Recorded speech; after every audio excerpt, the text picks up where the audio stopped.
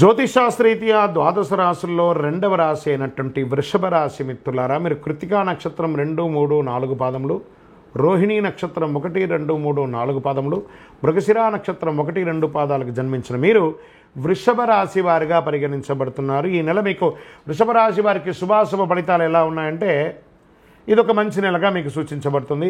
శుక్రుడు మీ యొక్క లాభదాయక గ్రహంలో తిరోగమనం చెందుతున్నారు. బుధుడు ఈ మాసంలో కాస్త బలహీన స్థితిలో ఉన్నాడని చెప్పచ్చు. కుజుడు 2వ ఇంట్లో ఉంటున్నాడు. బృహస్పతి చంద్ర నక్షత్రంలో ఉంటున్నాడు. కేతువు అనుకూలంగా కాస్త ఉండకపోవచ్చు. ఉద్యోగాల్లో అధికారుల పనితీరును ఆకట్టుకుంటారు. ఉన్నతాధికారుల యొక్క మద్దతు మీకు దొరుకుతుంది. హోదా కూడా పెరుగుతుంది. జీతభత్యాలు పెరుగుతుంది. ప్రమోషన్స్ పెరుగుతుంది. కొంతమందికి మీరు కోరుకున్నటువంటి ట్రాన్స్ఫర్స్ వచ్చే అవకాశాలు ఉన్నాయి. వ్యాపారాలు, వృత్తి వ్యాపారంతో కూడా నిలకడగా సాగుతుంది కూడా. ఆర్థిక పరిస్థితి అనుకూలంగా ఉంటుంది. కానీ ఆర్థిక లావాదేవీలకి ఎంత దూరంగా ఉంటే అంత మంచిది. ఇచ్చిపుచ్చుకునే విషయంలో చాలా జాగ్రత్తగా ఉండండి. మనం తీసుకున్నా మనం ఇచ్చినా ఆ మాట్లాడేటప్పుడు తీయదనం ఉండాలి. అందులో ఆ రౌడ్నెస్ పెంచకుండా ఉండడం చాలా సరిపోతుంది. ఆర్థిక లావాదేవీల్లో సంతకాలు పెట్టేటప్పుడు జాగ్రత్తగా డాక్యుమెంట్స్ అంతా చక్కగా చదివి, ఇక మీరు చిట్ ఫండ్స్కి వెళ్తున్నారు, లేదా బ్యాంక్ లోన్స్కి వెళ్తున్నారు, లేదా ఇంకెవరి దగ్గర అప్పు తీసుకుంటున్నారు, డాక్యుమెంటేషన్ ఒకసారి 2 సార్లు చదివి సంతకం పెట్టి దిగండి. ప్రస్తుతానికి ఎవరికైనా డబ్బు ఇవ్వడం తీసుకోవడం అంత మంచిది కాదు. కాస్త గ్యాప్ ఇవ్వండి. వాటాదారులు మా యొక్క పార్ట్నర్షిప్ ఉన్న వాళ్ళతో కూడా కాస్త సఖ్యతగా ఉండి బాగానే ఉంటుంది. వ్యాపారాన్ని విస్తరించడానికి కొంత పెట్టుబడి అవసరం ఉంటుంది. దాన్ని ఈ నెల అప్పు తీసుకోకండి. కాస్త ఉగాది తర్వాత దీనికోసం ప్లాన్ చేయండి. ఆదాయానికి ఏం లోటు ఉండదు. ఎక్స్పాన్షన్ ఆఫ్ థింక్ని కాస్త ఒక 30 రోజులు పోస్ట్పోన్ చేయండి. కుటుంబ సభ్యులతో ఇది ఇక్కడ వచ్చేటప్పటికి కుటుంబ సభ్యుల దగ్గరికి వచ్చేటప్పటికి కొంచెం ఈగో వస్తుంది. అటు భార్యాభర్తలు కానీ, అన్నదమ్ములు కానీ, అన్నదమ్ములుగా అక్క చెల్లెలతో కానీ, తల్లిదండ్రులతో కానీ, అత్తమామలతో కానీ కొంచెం మీకు నోటి దొరుసుతో కొంచెం మాటలు పడే అవకాశాలు ఉంటాయి. జాగ్రత్త పడండి. ఆస్తిపాస్తుల యొక్క విషయంలో మీకు కోర్టు వ్యవహారం ఉంటే విజయం అవుతుంది.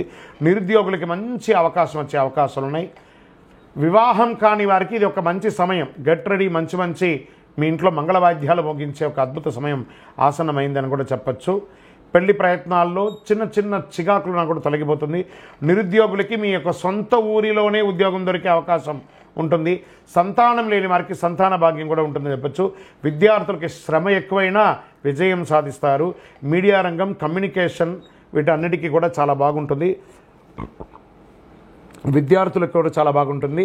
కాస్త అనారోగ్య సమస్య ఏదైనా శస్త్రచికిత్స అయ్యే అవకాశం, ఎందుకంటే కేతు బలహీనంగా ఉన్నాడు కాబట్టి శస్త్రచికిత్స అయ్యే అవకాశాలు ఉంటాయి. ఇవన్నీ కాస్త జాగ్రత్త పడండి. షేర్ మార్కెట్ మిశ్రమంగా ఉంది.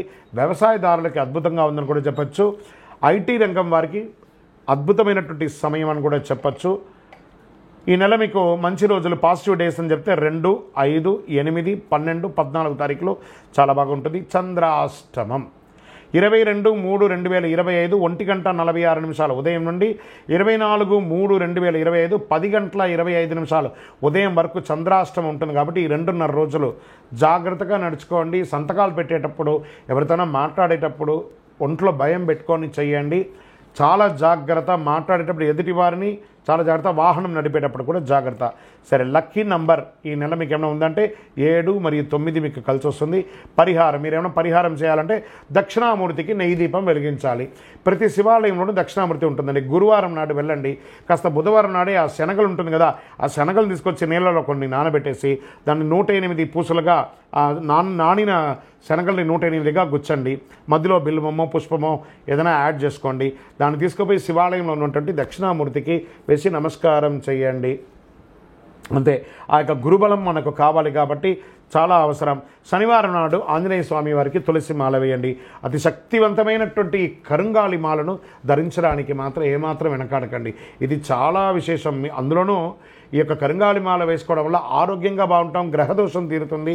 ఎంతో వైభవంగా ఉంటుంది. ఇంకనూ సకల దోషాల తొలగి ఆనందంగా ఉండడానికి మీ యొక్క వయస్సు ఎంత ఉందో అన్ని నువ్వుల నూనె దీపాలని మీ ఇష్ట దైవం, కులదైవం దగ్గర దీపం వెలిగించండి.